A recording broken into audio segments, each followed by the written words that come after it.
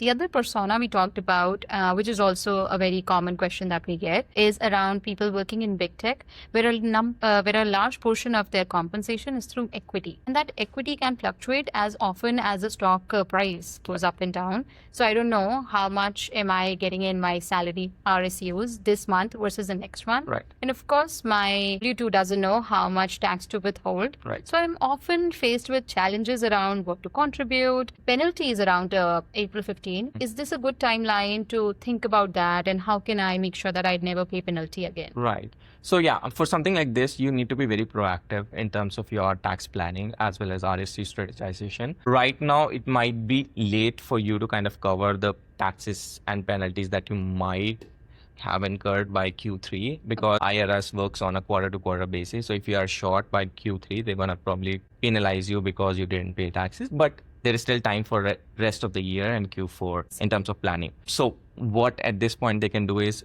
they can strategize in terms of where they can reduce their taxes. That could be from a very generic investing perspective, like making sure they have complete HSA contribution, making sure they have fulfilled the FSA kind of limitation, DC FSA. So these kinds of instruments are like tax friendly and can kind of reduce your tax liability. And other generic things like tax loss harvesting.